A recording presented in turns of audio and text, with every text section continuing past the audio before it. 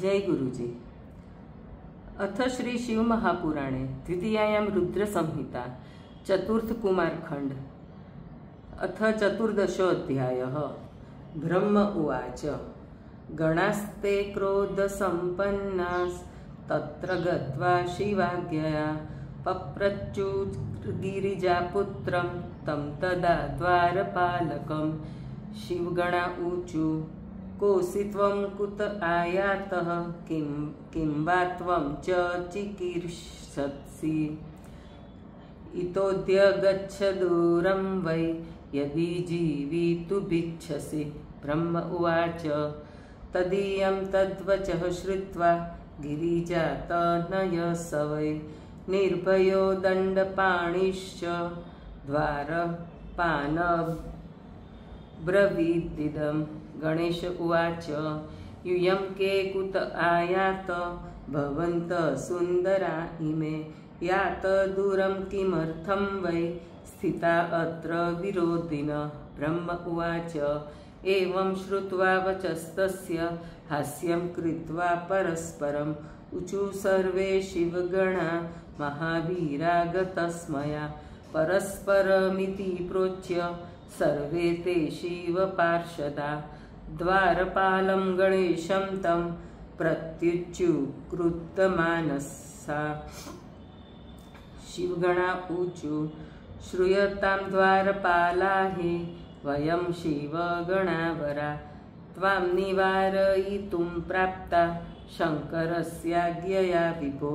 त्वमपि ह गणं मत्वा न हन्यामोऽन्यथा इत तिष्ठ दूरे स्वतस्थं च किमर्थं मृत्युमीहसे। ब्रह्म उवाच इत्युक्तोऽपि गणेशस्य गिरिजातनयोभय निर्वत्स्य शङ्करगणान् द्वारं मुक्तवास्तदा ते सर्वेऽपि गणाशैवास्तत्रत्या वचनंस्तदा श्रुत्वा तत्र शिवं गत्वा तद्वृत्तान्तमथाब्रुवन्। ततश्च तद्वच श्रुत्वा द्रुतलीलो महेश्वर विनिर्भर्त्स्य गुणानिनूचे निर्जाल्लोकगतिर्मुने। महेश्वर उवाच कश्वायं वर्तते किं च ब्रवीत्यरीव दुश्रित किं करिष्यत्यसद् बुद्धिस्वमृत्यु वाञ्छति ध्रुवम्। दुरत क्रियतां ह्योष द्वारपालो नवीनक क्लीबा इव स्थितास्तस्य वृत्तं वदथ मे कथम्। स्वामिनोक्ता गणास्ते चाद्रुतलीलेन शम्भुना पुनरागत्य तत्रैव तमुच्चुर्ध्वरिपालकम्। शिवगणा ऊचु रे द्वारपकस्त्वं हि स्थितश्च स्थापितः कुत नैवास्मान् गणयस्येवं कथं जीवितुमिच्छसि। द्वारपाला वयं सर्वे स्थिता किं परिभाषसे सिंहासनगृहीतश्च शृगाल शिवमीहते तावद्व्रजसि मूर्खत्वं यावद्रणपराक्रम नानुभूतस्त्वयात्रैव ह्यनुभूतपतिष्यसि। इत्युक्तस्ते सुसंक्रुद्धो हस्ताभ्यां यष्टिकां तदा गृहीत्वा तड्यमास गणांस्तान् परिभाषिण। उवाचात शिवापुत्र परिभत्स्यं गणेश्वरान् शङ्करस्य महावीरान् निर्भयस्तान् गणेश्वर। शिवपुत्र उवाच यातयात इतो दूरे नो चेद्वै दर्शयामिह स्वपराक्रममत्युग्रं यास्यस्थात्युपहास्यताम्। इत्याकर्ण्य वचस्तस्य गिरिजातनयस्य हि परस्परमथोचुस्ते शङ्करस्य गणास्तदा शिवगणा ऊचु किं कर्तव्यं क गन्तव्यं क्रियते स न किं पुनः मर्यादा रक्ष्यते स्माभिरन्यथा किं ब्रवीति च ब्रह्म उवाच ततः शम्भुगणा सर्वे शिवं दूरेऽस्व्यवस्थितं क्रोशमात्रं तु कैलासात् रत्वा ते च तथा ब्रुवन् शिवो विहस्य तान् सर्वान् श्रीशूलकर उग्रधी उवाच परमेशो हि स्वगणान् वीरसम्मतान्।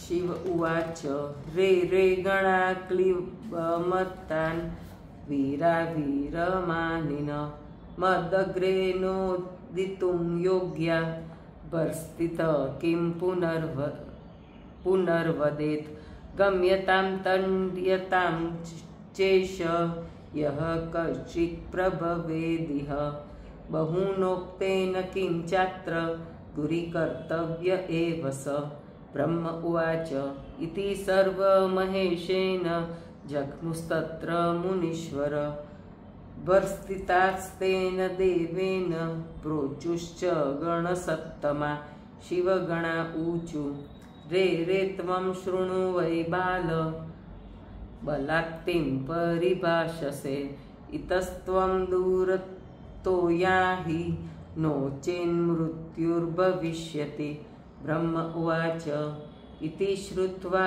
वचस्तेषां शिवाज्ञाकारिणां ध्रुवं शिवासुतस्तदा भुत्स किं करोमीति दुःखितः एतस्मिन्नन्तरे देवी तेषां तस्य च वै पुनः श्रुत्वा तु कलहं द्वारि सखीं पश्यति सा ब्रवीत् समागत्य सखी तत्र वृत्तान्तं समबुध्यत क्षणमात्रं तदा दृष्ट्वा गता हृष्टा शिवान्तिकं तत्र गत्वा तु तत्सर्वं वृत्तं तद्यद्भूतमुने अशेषेण तया सख्या कथितं गिरिजाग्रत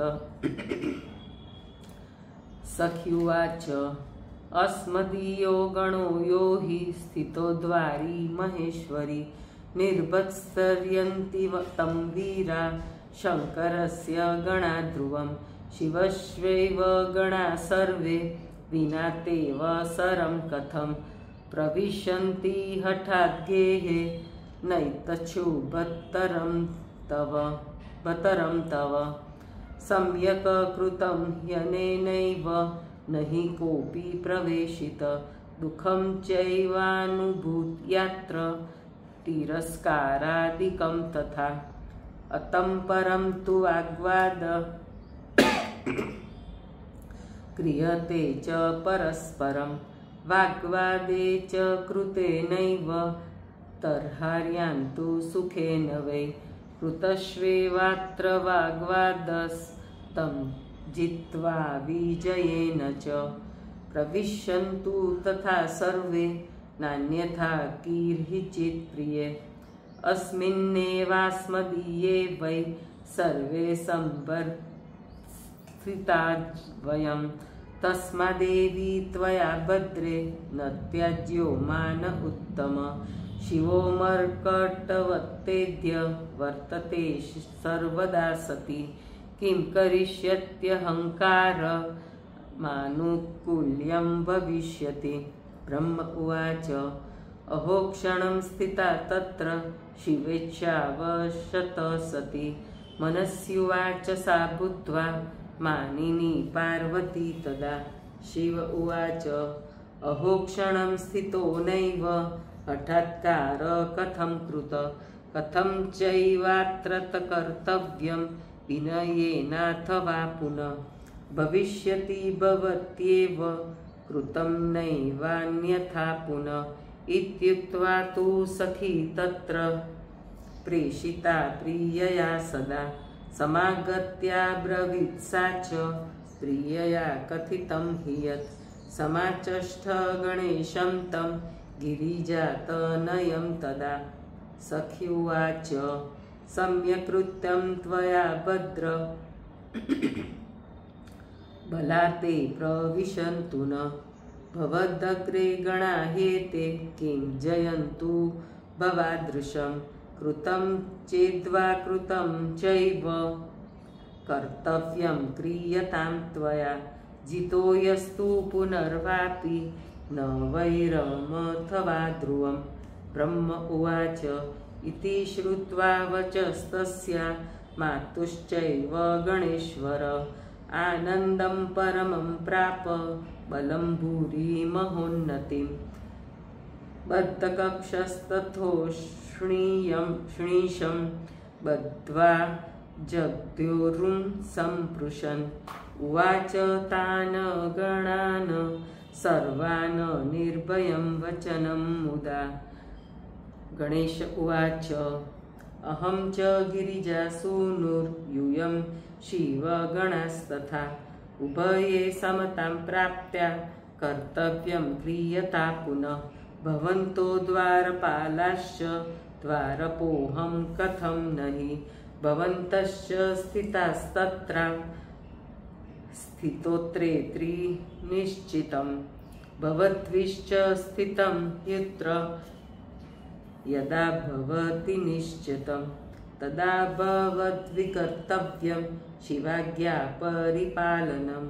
इदानीं तु मया चात्र शिवाज्ञा परिपालनं सत्यं च क्रियते वीरा निर्णीतं मे यथोचितं।